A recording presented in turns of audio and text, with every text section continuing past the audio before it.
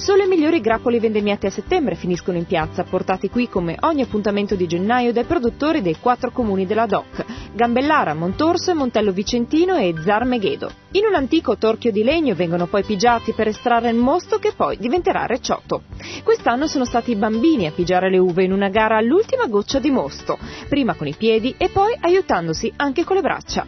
Emozionante, molto bella. Ci siamo divertiti, parlo per tutti. Tutti siamo divertiti. È stata una bella esperienza anche per andare indietro nei tempi e scoprire cosa facevano i nostri antenati. Sono un po' stanca adesso.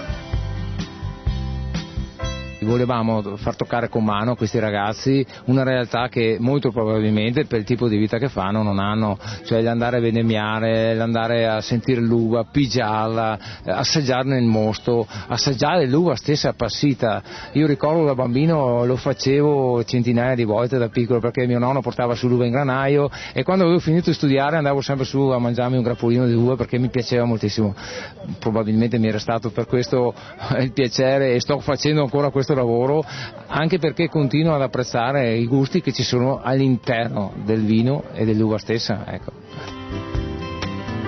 Un rituale che ha il sapore d'altri tempi, tramandato di generazione in generazione, è arrivato intatto fino ai nostri giorni. È un vino della tradizione, un vino che ci appassiona quelli che seguono il territorio di Gambellara, perché era il vino dell'ospitalità, era il vino dell'amicizia, era il vino del giorno di festa, che si mangiava proprio quando la domenica si poteva fare il dolce, il brassadelo, che è un tipico dolce di Gambellara, e che si apriva appunto questa bottiglia di spuma spumantizzata che era il recioto.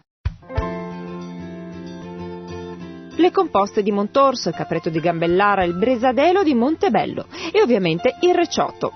Tanti sono i prodotti d'eccellenza di un territorio da scoprire anche attraverso i sapori e degustando con gli occhi le ricchezze architettoniche, come Villa da Porto di Montorso Vicentino, che ha ispirato le vicende di Giulietta e Romeo e che ha fatto da sfondo alla manifestazione. Abbiamo dei castelli, abbiamo Villa da Porto in cui siamo adesso, vi sono delle altre cose anche minori se vogliamo nel nostro territorio, chiese, capitelli, che però danno la possibilità a un turista interessato di venire e fare un percorso anche molto tranquillo, direi a piedi, perché no, in bicicletta.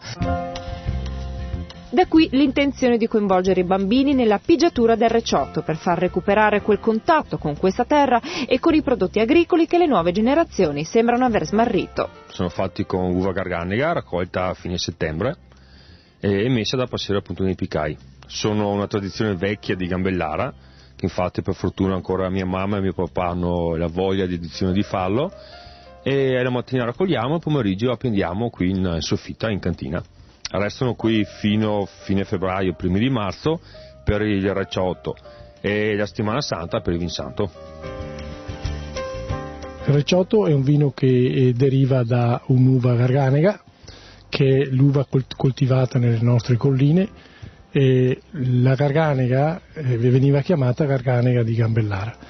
E da lì si producevano 3 tipologie di vino, perché i nostri vecchi erano anche intelligenti, quindi avevano capito che il vino normale era il Gambellara classico, quindi un vino da pasto, un vino normale, ma poi riuscivano, in base all'appassimento, ad ottenere altre 2 tipologie di vino. Uno era il recioto, che andava molto bene, ho detto, per le feste e per abbinarlo a un dolce, e poi avevano un vino per l'ospite quando arrivava, ed era il vin santo. Che sia recioto, che sia vin santo, da degustare da soli, accompagnati ai dolci a fine pasto, il bello sta nell'aspetto conviviale, nel momento di degustazione, in semplicità, così tra le chiacchiere.